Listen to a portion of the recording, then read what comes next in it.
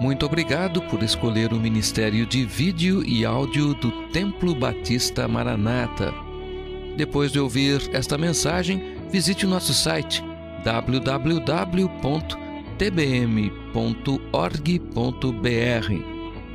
A nossa igreja oferece discipulado cristão, instituto bíblico e muitas oportunidades para o seu crescimento espiritual. Que Deus o abençoe. Maranata, ora vem, Senhor Jesus.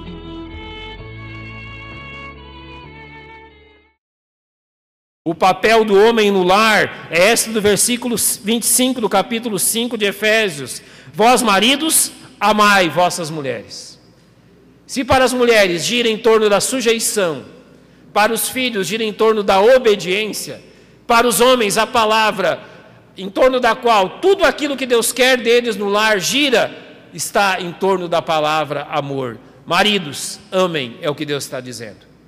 Ou seja, as obrigações, as responsabilidades do marido estão dentro dessa verdade.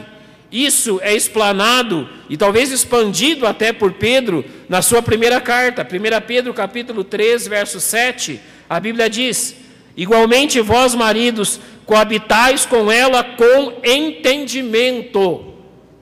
Ou seja, Deus nos chama a sabermos o que estamos fazendo, dando honra à mulher como vaso mais fraco, como sendo vós os seus co-herdeiros da graça da vida, para que não sejam impedidas as vossas orações.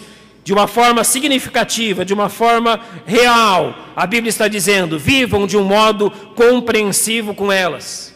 Liderem através do amor, liderem através da compreensão, tenham uma liderança compreensiva.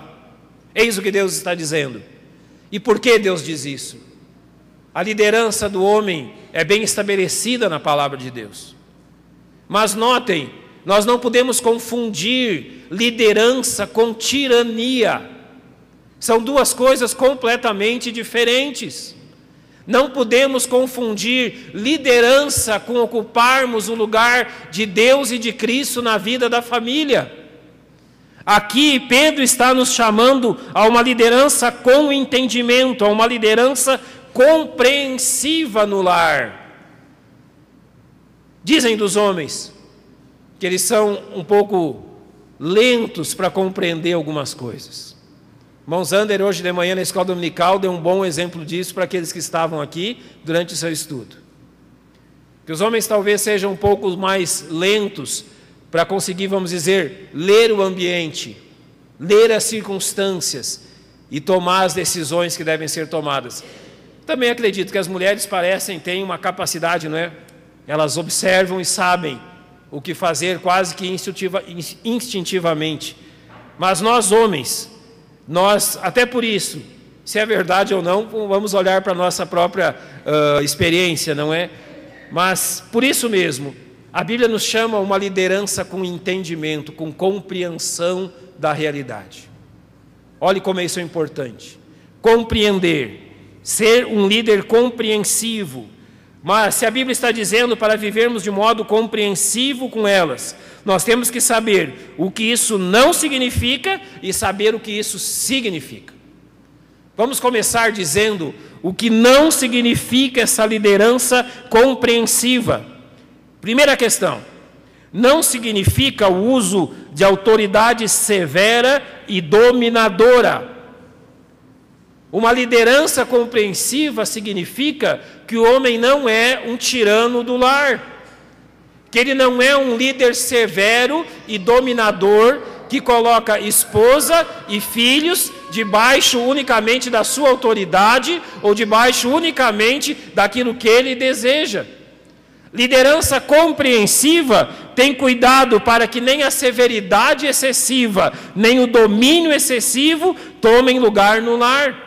Observe o que Pedro diz. Ele nos exorta, dando honra à mulher como vaso mais fraco. Quando o homem confunde liderança com tirania, ele deseja toda a honra. Quando o homem confunde liderança com severidade, ele deseja que ele seja engrandecido. Mas notem, Deus deu a solução. Deus deu o que deve ser feito, ele diz, dando honra à mulher como um vaso mais fraco. Agora, devemos entender o que a Bíblia está dizendo a respeito de um vaso mais fraco. Claramente ele está falando, em primeiro lugar, da força física. Homem, se você quiser valer a sua autoridade no lar pela força física, você conseguirá. A mulher tem menos força física que você, mas a Bíblia está dizendo, não faça isso. Não é esse o caminho que Deus está dizendo. Em segundo lugar, se você quiser valer a sua autoridade, dizer aqui quem manda sou eu, as decisões são tomadas por mim e exclusivamente por mim. Você pode até usar a Bíblia dizendo, olha, a autoridade foi dada para mim, não para você. Mas nota, tem cuidado com isso. Não é desta forma que Deus está dizendo. E também a mulher é apontada como a porção mais fraca, como um vaso mais fraco, devido à sua sensibilidade emocional. Normalmente nós dizemos, homem não chora. Mas o que eu tenho visto muitas vezes é que o homem tem prazer em fazer mulher chorar. Através do quê? Pode ser através de uma grosseria, pode ser através de uma palavra dita fora do tempo, pode ser até mesmo através do silêncio. Mas a Bíblia está dizendo, dê honra à sua mulher como vaso mais fraco. Homens, se vocês não leram ainda, devem ler Colossenses 3,19, que diz, vós maridos, amai as vossas esposas. Vamos, homens, todos ler juntos o final desse versículo. Todos os homens juntos. E não vos irriteis contra elas. Olha, esposa, você ouviu seu marido lendo.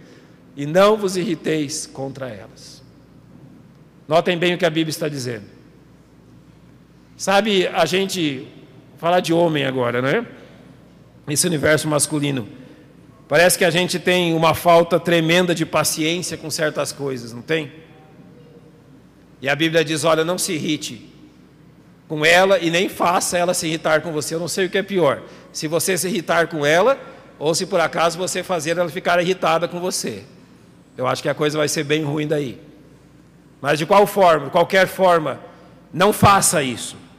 Não use dessa autoridade severa e dominadora para conduzir à irritação. A palavra vaso tem o significado de recipiente, de jarro. Mas homem, não esqueça, você também é um vaso. Ela é um vaso mais frágil, mas você também não passa de um vaso. Um vaso que está sendo moldado por Deus. Então, em primeiro lugar, liderança compreensiva não significa o uso de autoridade severa e dominadora. Em segundo lugar, liderança compreensiva não significa compartilhamento da liderança na família. Notem que ser compreensivo não quer dizer que você vai abrir mão da autoridade que Deus lhe deu. Os papéis no lar não são intercambiáveis. Não há instrução bíblica para que os homens revezem com as mulheres na autoridade no lar. O que nós temos visto do nosso tempo? Homens estão abdicando da sua liderança. Homens estão abdicando do dever que Deus lhes tem dado de serem líderes do lar. Isso não é bom. Jamais é bom quando alguém abdica, quando alguém deixa de cumprir aquilo que Deus disse. E ao homem é chamado ter liderança. Ah, meu bem, então está bom, é uma liderança compartilhada. Não, não é uma liderança compartilhada, é uma liderança compreensiva, que não leva em conta apenas o seu desejo e as suas necessidades. Mas notem, continua sendo liderança. O lar rui, ele quebra, realmente ele é desmoronado, se algum dos papéis não é cumprido. Seja dos filhos, seja da esposa, seja do esposo. Então, liderança compreensiva não significa você abrir mão da sua liderança. Também não significa, e é importante dizer isso, diminuir a importância da esposa. Notem, homem líder do lar, liderança compreensiva não é anular a sua esposa. Não é diminuí-la ao ponto de não lhe dar voz. Note que Pedro diz no verso 7 do capítulo 3, como sendo vós os seus co-herdeiros da graça da vida. Pedro está dizendo então, as mulheres são iguais aos homens em privilégios espirituais e importância eterna. Não diminua a sua esposa. Liderança compreensiva leva em conta que ambos vão para o céu, ambos são abençoados por Deus e ambos hão de prestar contas a Deus das suas atitudes. A mulher não é menor que o homem. O que Deus fez foi uma questão de função. Ele deu autoridade ao homem para que ele tenha a função de liderar. Mas, homem, isso não diminui a sua esposa. Ela não é menos que você por causa disso. Mas, homens, ouçam bem isso também.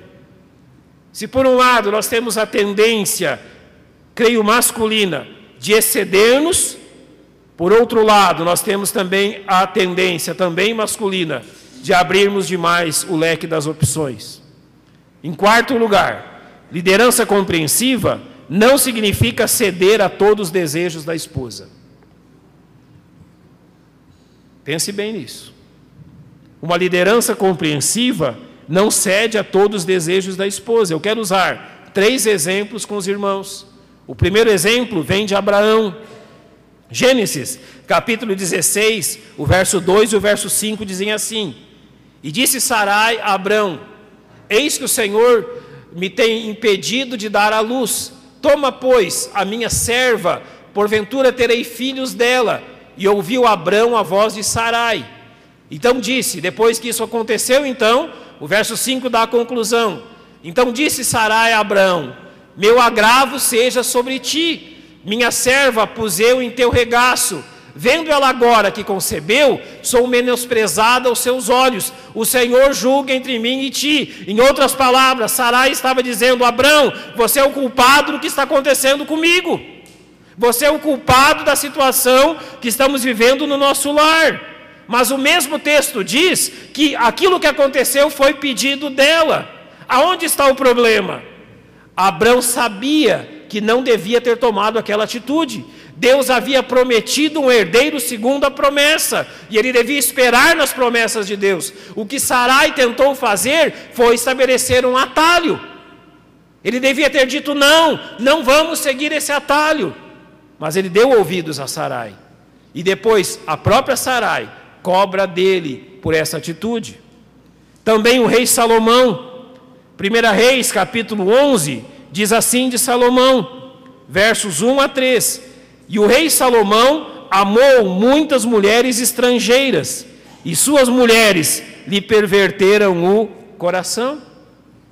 Essas mulheres estrangeiras que Salomão amou, eram mulheres que adoravam outros deuses além do Senhor.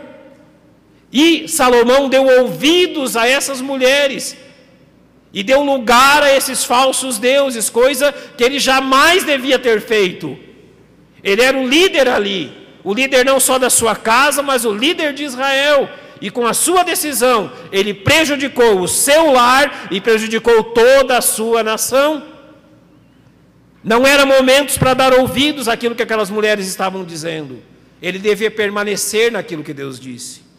E finalmente, Acabe, 1 Reis capítulo 21, verso 25 diz: Porque ninguém fora como Acabe, que se vendera para fazer o que era mal aos olhos do Senhor, porque Jezabel, sua mulher, o incitava. Notem bem o que a Bíblia diz de Acabe. Porque Jezabel, sua mulher, o incitava. Há 2 coisas a serem ditas aqui. Primeiro, a mulher tanto pode ser uma bênção no lar, como pode destruir o seu próprio lar.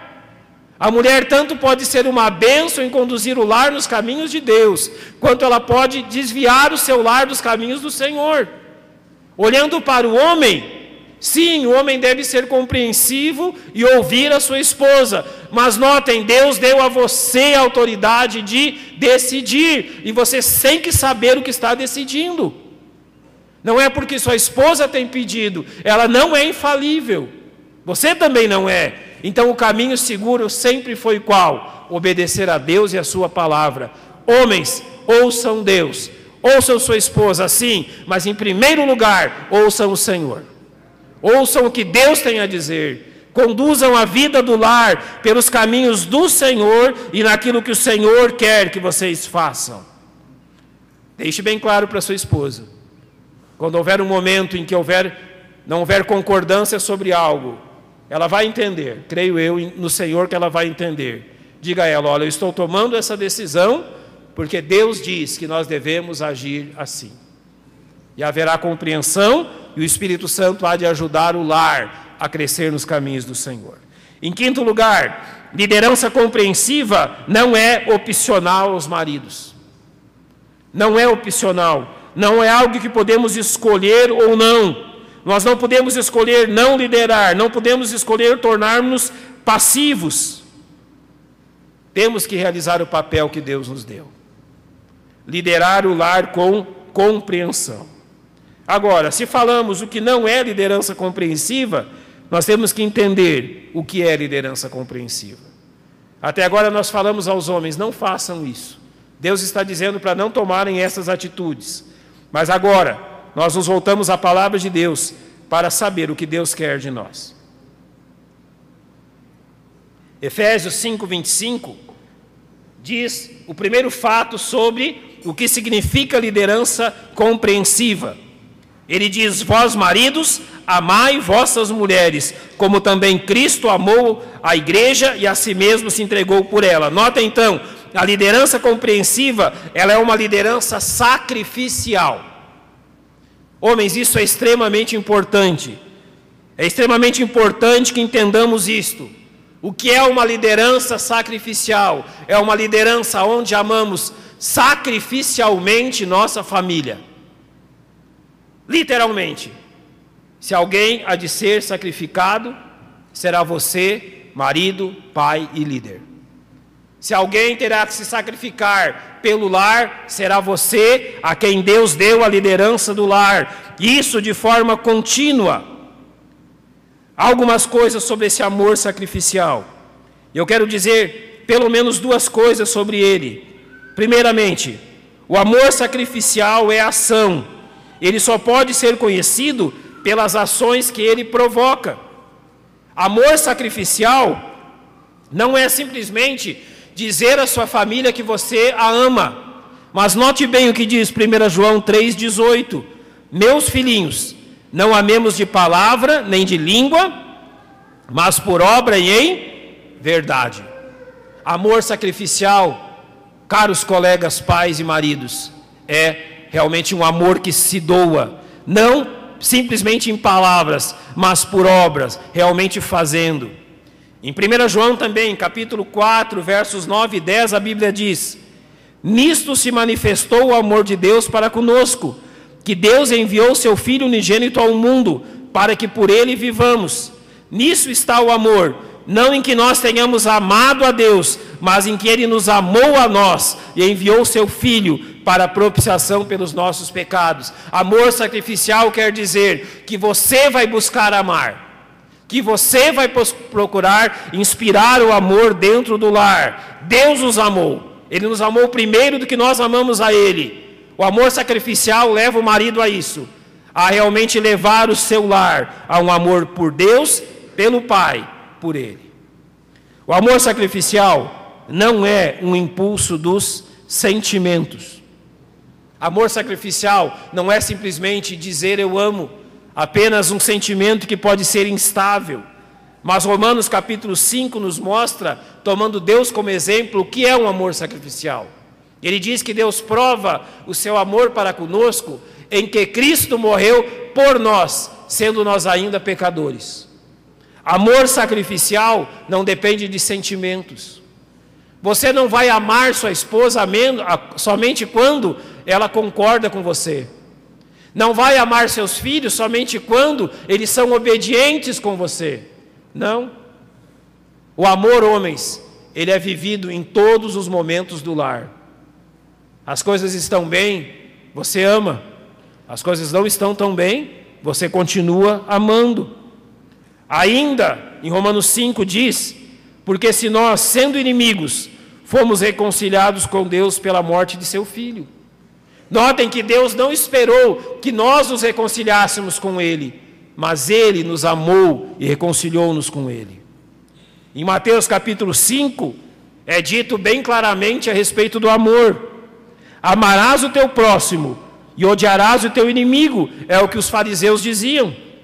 Agora Jesus diz: amai a vossos inimigos, bendizei os que vos maldizem, fazei bem aos que vos odeiam, e orai pelos que vos maltratam e vos perseguem, para que sejais filhos do vosso Pai que está no céu.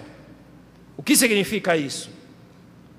Nem sempre os nossos filhos, por exemplo, terão as atitudes que nós esperamos deles. Nem sempre a esposa terá as atitudes que nós esperamos delas. Eles não são nossos inimigos. Se Deus diz que devemos amar até aqueles que querem o nosso mal, que saem então olhando para a família, nós não devemos amar aqueles que, mesmo não concordando conosco em algum momento, também são alvos do nosso amor. O marido não pode dizer assim: olha, eu não consigo amar minha família porque ela não me dá razão para isso. Eu não consigo amar minha esposa porque ela não me dá razão para isso. Você não precisa de razão para amar, homem, você tem uma ordem para isso. Deus disse: maridos, amai vossas mulheres. Você não precisa de uma razão para isso. A razão é ela, a esposa que Deus te deu. Os filhos da mesma forma. Se você vai esperar que eles tenham a atitude que você quer, ou que sejam perfeitos como você quer, eu duvido que algum dia você vai amá-los. Nós amamos os filhos, sejam eles obedientes ou rebeldes. Sejam eles aqueles filhos que estão ouvindo a nossa voz ou que estão desejando andar pela terra longínqua. O amor sacrificial ama, sem procurar motivos para isso. Deus nos amou sendo nós pecadores. Deus nos amou sendo nós inimigos dele.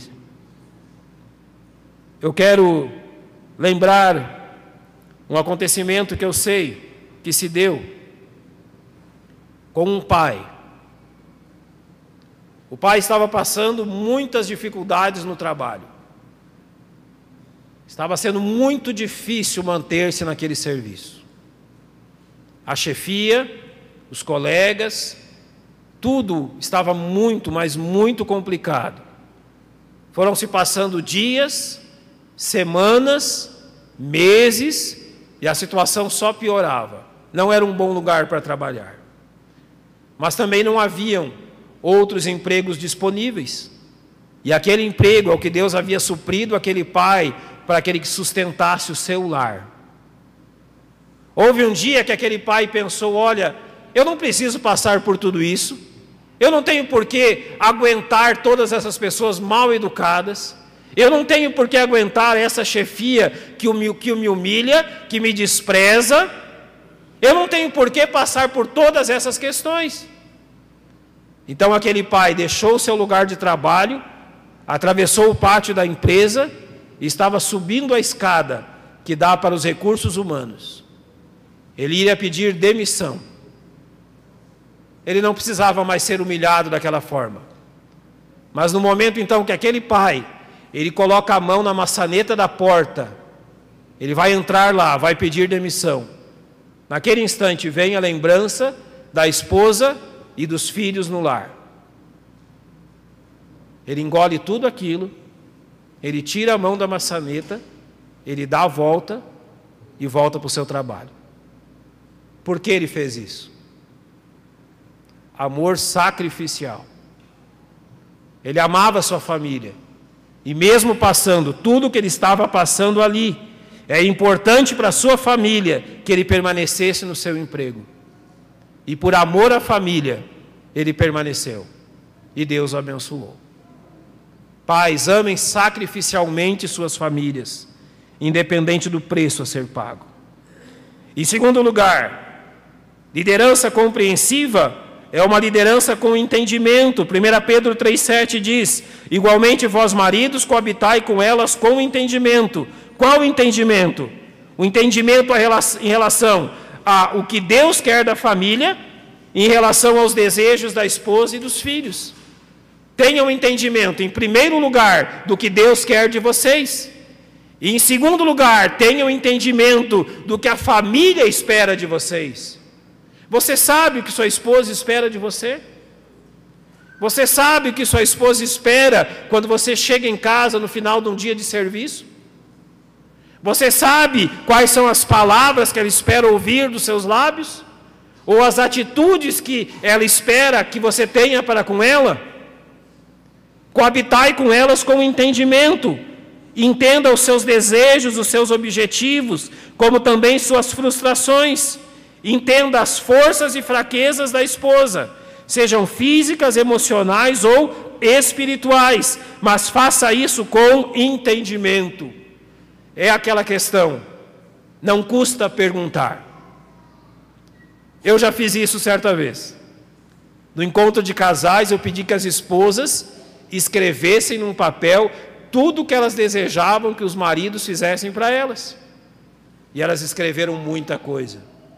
Sem citar nomes, nós mostramos para os maridos. E sabe o que a grande maioria disse? Eu nunca pensei que minha esposa se preocupava com isso. Eu nunca imaginei que ela realmente dava valor a isso. Amigo, você não dá, mas ela dá. Para você pode parecer algo sem razão, mas para ela é uma coisa muito importante. Então, coabitem com o entendimento. Em terceiro lugar, pratiquem uma liderança altruísta, dando honra à mulher. É ordem de Deus. Honre a sua esposa através das suas palavras, honre a sua esposa através do seu tempo e honre a sua esposa através dos bens materiais.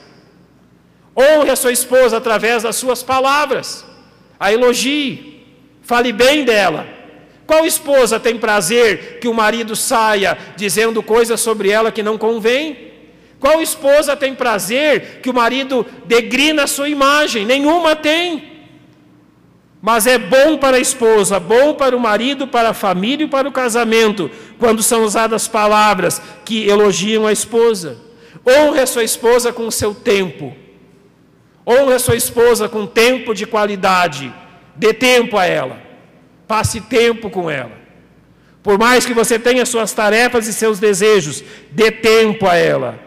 E também, se vocês não sabem, caros colegas, as esposas gostam de ser presenteadas. Pergunte para ela quando chegar em casa.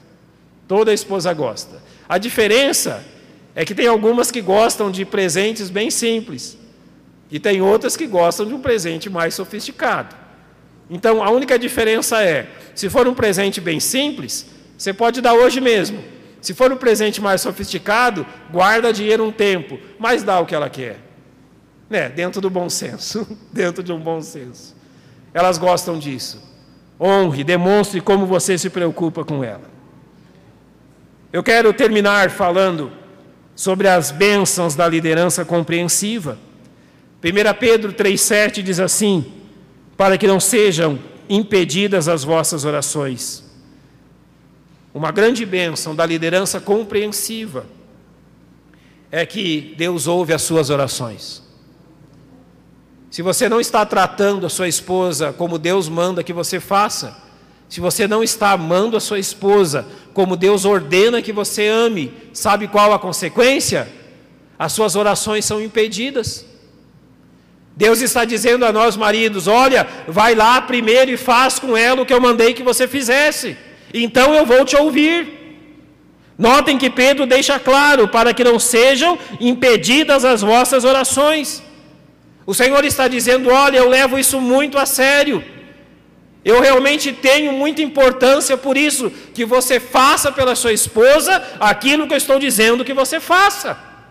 E Deus está dizendo, olha, eu não aceito que você simplesmente negligencie a minha ordem.